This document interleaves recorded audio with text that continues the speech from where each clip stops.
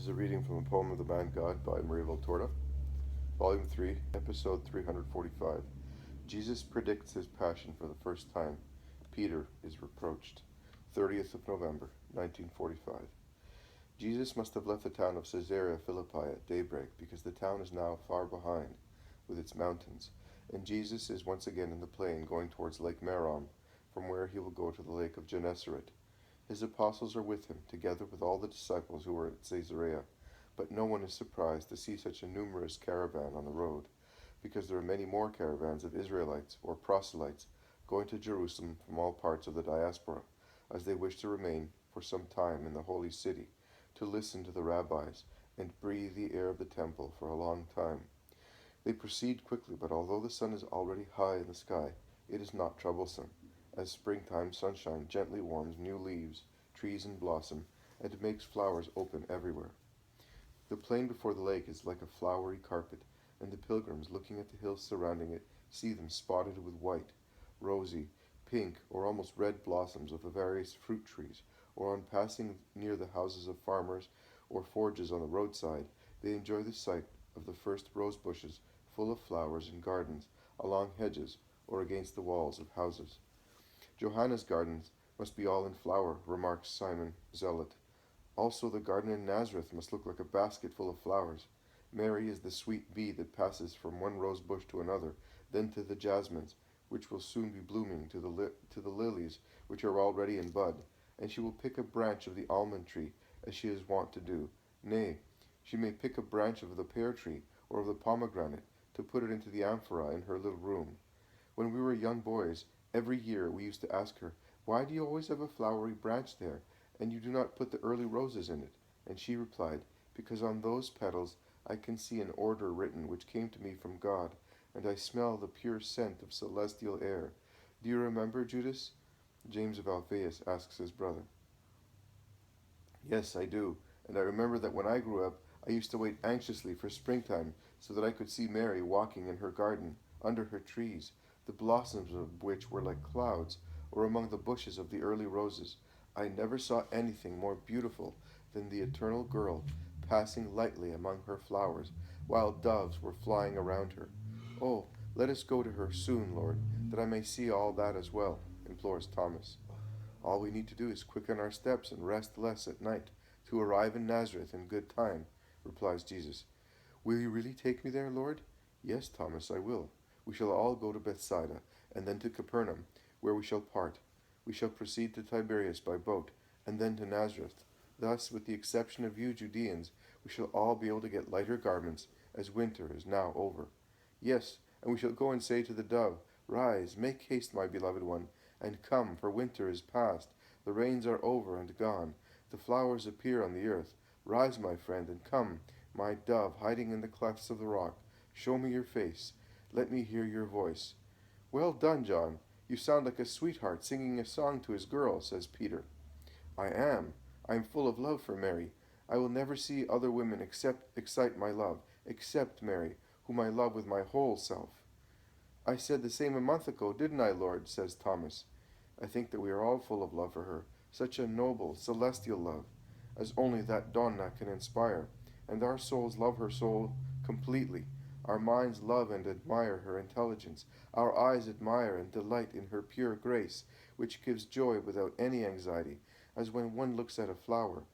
Mary, the beauty of the earth, and I think the beauty of heaven, says Matthew.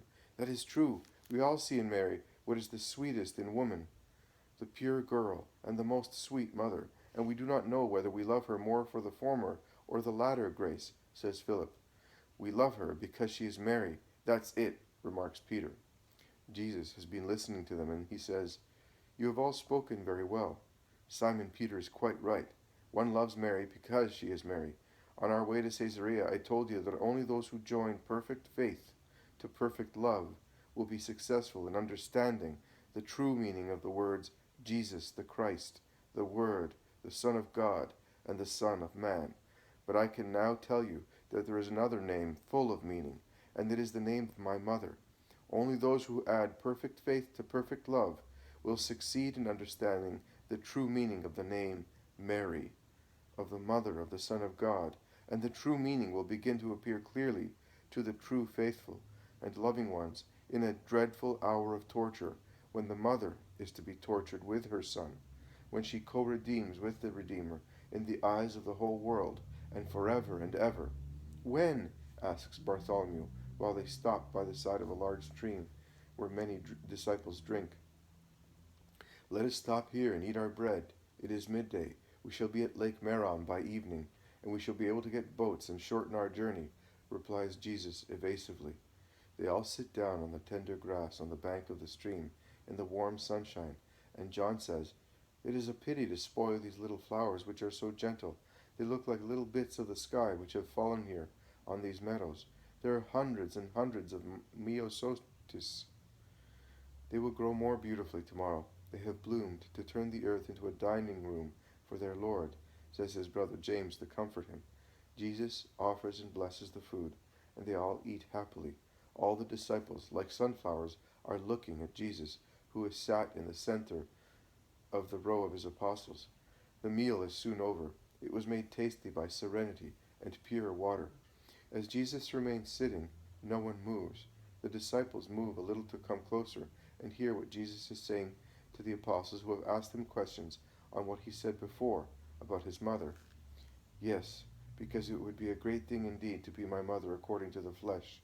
You must consider that Anne of Elkanah is remembered as Samuel's mother, and he was only a prophet, and yet his mother is mentioned because she bore him.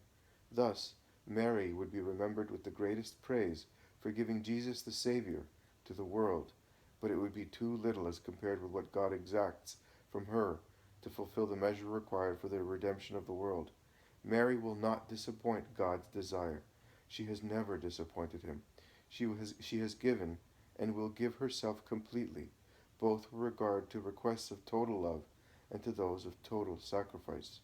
And when she has accomplished the supreme sacrifice with me and for the world, then the true, faithful, and loving believers will understand the real meaning of her name, and forever in the future, each true, faithful, and loving believer will be granted to know it, the name of the great Mother, of the Holy Nurse, who will nourish all the children of Christ with her tears to bring them up for the life in heaven." "Tears, Lord? Must our mother weep?" asks the Iscariot. "Every mother weeps, and mine will weep more than any other." "Why? I made mine weep sometimes, because I have not always been a good son. But you never grieve your mother." "No, I do not grieve her as her son, but I will deeply distress her as Redeemer. There are two who will make my mother weep endless tears. I, to save mankind by its continuous sinning. Every man who has lived, is living, or will live, costs Mary tears." "Why?" asks James of Zebedee, who is obviously astonished. "Because every man costs me suffering to redeem him." "But how can you say that with regard to those who are already dead, or not yet born? The living, the scribes, Pharisees, Sadducees may make you suffer through their charges against you, their jealousy, their wickedness, but nothing more than that," states Bartholomew confidently. "John the Baptist was also killed, and he is not the only prophet killed by Israel, or the only priest of the eternal will killed because he was disliked by those who disobeyed God. But you are greater than a prophet, and than the Baptist himself. You are a precursor. You are the word of God. The hand of Israel will not raise against you," says Judas Thaddeus. "Do you think so, brother?" "You are wrong," replies Jesus. "No, it cannot be. That cannot happen. God will not allow it. It would be a perpetual humiliation of his Christ." Judas Thaddeus is so excited that he stands up. Jesus also stands up and stares at his pale face and sincere eyes. He says slowly, "And yet it will happen." And he lowers his right arm, which he had raised as if he were swearing an oath. They all stand up and press closer round him, a circle of sad, incredulous faces. Voices can be heard whispering, "Of course, if it were really so, Thaddeus would be right. What happened to the Baptist was wrong, but it extolled the man, a hero till the very last. If instead it should happen to Christ, it would diminish his fame. Christ can be persecuted, but not humiliated. The unction of God is upon him. Who would continue to believe in you if they saw you at the mercy of men? We will not allow that. James of Alphaeus is the only one who makes no comment. His brother chides him. Are you not saying anything? Are you not reacting? Have you not heard? Defend the Christ against himself. James does not reply, but he covers his face with his hands and moves aside, weeping. He's a fool, utters his brother. Perhaps not such a fool as you think, replies Hermastius, and he goes on. Yesterday, when explaining the prophecy, the Master spoke of a decomposed body that is recomposed, and of a body that will rise from death by itself. I think that one cannot rise again unless one dies first. But one may die a natural death, or die of old age, and even that would be too much for the Christ, retorts Thaddeus, and many say that he is right. Yes, but in that case it would not be a sign given to this generation, which is much older than he is, remarks Simon Zealot. Of course not, but he did not necessarily speak of himself, retorts Thaddeus, who is obstinate in his love and respect. No one but the Son of God can rise by oneself from the dead, as no one but the Son of God can be born as he was born. I maintain that, as I saw the glory of his birth, says Isaac, as a fully confident witness. Jesus has been listening to them, looking at each while he was speaking, with his arms folded on his chest. He now makes a gesture that he wants to speak, and he says, The Son of Man will be handed over into the power of men, because he is the Son of God, but he is also the Redeemer of man, and there is no redemption without suffering. My body, flesh and blood, will suffer to make amends for the sins of the flesh and of the blood. I will suffer morally to make amends for the sins of intentions and passions, and I will suffer spiritually for the sins of souls. My suffering will be complete. Therefore, at the appointed time, I will be captured in Jerusalem, and after suffering grievously at the hands of the elders and high pontiffs, of the scribes and Pharisees, I will be sentenced to disgraceful death, and God will let them do, because it must be so, as I am the Lamb who is to expiate the sins of the whole world. And in deepest anguish, which my mother and few more people will share with me, I will die on the scaffold, and 3 days later, exclusively through my own divine will, I will rise again to eternal, glorious life as man, and once again I will be God in heaven with the Father and the Spirit. But I must first suffer all infamy, and my heart is to be pierced by falsehood and hatred. A chorus of scandalized shouts spreads through the warm, scented springtime air. Peter, who is also daunted and scandalized, takes Jesus by the arm and pulls him aside and whispers in his ears, "Oh, Lord, don't say that. It's not right. See, they are scandalized. You lose their esteem. On no account. You must allow that in any case such a thing will ever happen. So why speak of it as something real? You must rise higher and higher in the eyes of men if you want to assert your authority and eventually end by working a last miracle, such as crushing your enemies. But you must never lower yourself to the level of a punished criminal." And Peter looks like a master or a sorrowful father kindly reproaching a son who has said something silly. Jesus, who was lightly bent to hear Peter's whispering, straightens himself up, and with a severe countenance and eyes blazing with anger, he shouts so that everybody may hear him and learn the lesson. "Go away from me, as you are now Satan, advising me to disobey my Father. But that is why I came, not to be honored. By advising me to be proud, disobedient, and uncharitably severe, you are spurring me to evil things. Go away, you are scandalizing me. Do you not understand that greatness does not lie in honors, but in sacrifice, and that it is of no importance to be considered worms by men, if God considers us angels? You foolish man, understand neither God's greatness nor his reasons, and you see, judge, feel, and speak according to what is purely human." Poor Peter is crushed by the severe reproach, and feeling humiliated, he moves aside and weeps. But his tears are not the tears of joy of a few days ago. He weeps his heart out because he realizes that he has sinned and has grieved the person whom he loves. And Jesus lets him weep. He takes off his sandals, pulls his clothes up, and wades the stream. The others follow him silently. No one dare say a word. Poor Peter is the last in the group, and in vain Isaac and the zealot endeavor to console him. Andrew turns round several times to look at him, and then whispers something to John, who is utterly depressed. But John shakes his head in denial. Andrew then makes up his mind. He runs forward and reaches Jesus. He calls him in a low, trembling voice, "Master, Master." Jesus lets him call several times. At last he turns round, and with a severe countenance he asks, "What do you want?" "Master, my brother is distressed. He is weeping." "He deserved it." "That is true, Master, but he is a man. One can make mistakes when speaking." "In fact, what he said today was quite wrong," replies Jesus, "but he is not quite so severe now." And the sparkle of a smile mitigates his divine eyes. Andrew takes heart again and redoubles his efforts in favor of his brother. "But you are just, and you know that he erred through his love for you." "Love must be light, not darkness. He turned it into darkness and bandaged his soul with it." "That is true, Lord, but bandages can be removed if one wants. It is not as if the spirit itself were in darkness. Bandages are the outside. The spirit is the inside, the living nucleus. The inside of my brother is good." "Well, let him remove the bandages that he put on it." "He will certainly do so, Lord. He is already doing it. If you turn round, you will see how disfigured his face is by tears, which you are not comforting. Why are you so severe with him?" "Because it is his duty to be the first, as I gave him the honor to be so. He who received much must give much."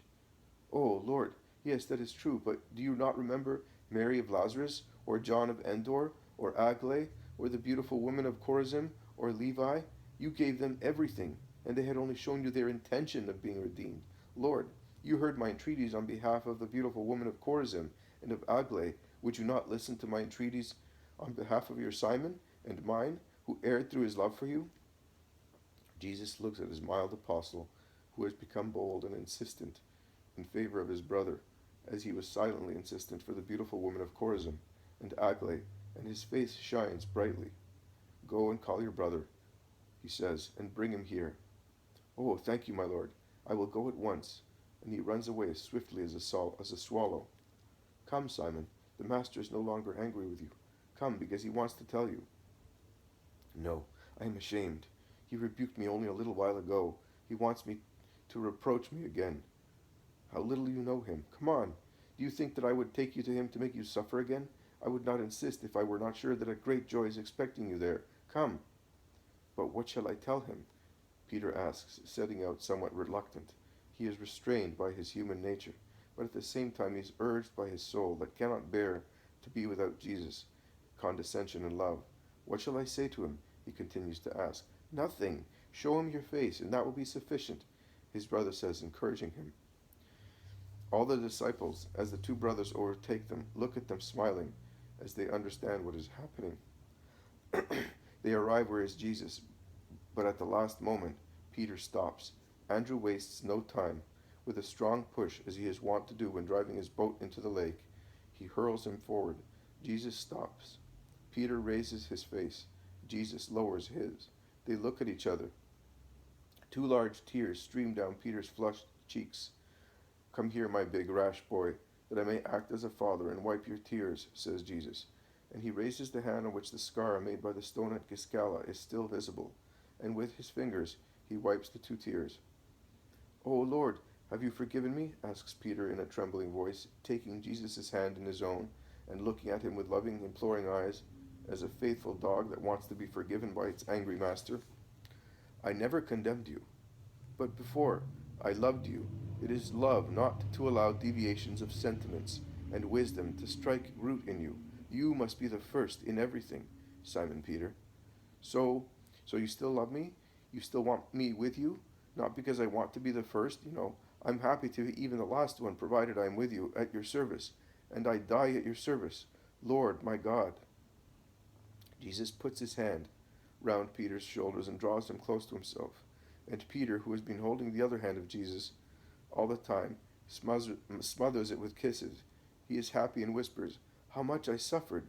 Thank you, Jesus." "You had better thank your brother. And in future, make sure you carry your burden with justice and heroism. Let us wait for the others. Where are they?" They are standing where they were when Peter reached Jesus to leave the master free to speak to his mortified apostle. Jesus beckons them to come forward. With them there is a little group of peasants who had left work in the fields to come and speak to the disciples. Jesus, still resting his hand on Peter's shoulder, says, "After what has happened, you have understood that it is a grave matter to be at my service. I reproached him, but my reproach applies to all of you, because the same thoughts were in most of your hearts, either fully developed or in germ. I have thus demolished them for you, and he who still cherishes them proves that he does not understand my doctrine, my mission, or my person. I have come to be way, truth, and life. I give you the truth through my teaching. I mark out the road. I point it out and level it for you through my sacrifice, but I give life to you through my death. And remember that whoever answers my call and follows me to cooperate in the redemption of the world must be prepared to die to give life to other people.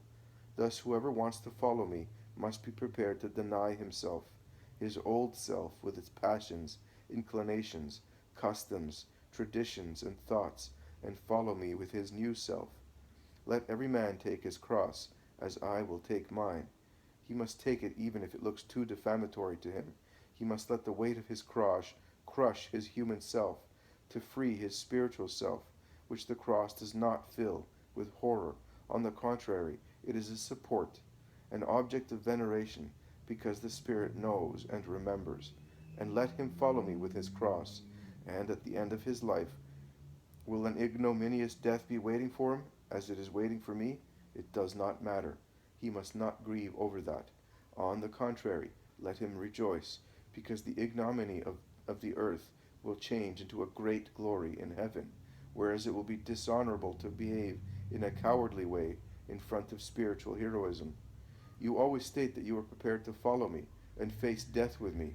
Follow me then, and I will lead you to the kingdom along a hard but holy, glorious road, at the end of which you will attain the immutable life forever. That is, to live, to follow. Instead, the ways of the world and of the flesh is to die. So he who wants to save his life on the earth will lose it, whereas he who loses his life on the earth for my sake and for the sake of my gospel will save it. But remember, of what avail will it be to man to conquer the whole world if he loses his soul? And be very careful, both now and in the future, not to be ashamed of my words and my deeds. To do so would be to die as well. Because he who is ashamed of me and of my words among this stupid, adulterous, sinful generation of which I spoke to you, and in the hope of gaining protection and profit, flatters it, denying me and my doctrine, and throwing my words to the foul mouths of pigs and dogs, the recompense of which will be excrement and not money, will be judged by the Son of Man when he comes in the glory of his Father with angels and saints to judge the world. He will then be ashamed of those adulterers and fornicators, of those cowards and usurers, and will expel them from his kingdom, because in the celestial Jerusalem there is no room for adulterers, cowards, fornicators, blasphemers, and thieves. And I solemnly tell you that some of those who are now present among my disciples and women disciples will not savor death before seeing the kingdom of God being established and its king crowned and anointed. They take to the road again, talking animatedly, while the sun is slowly setting in the sky.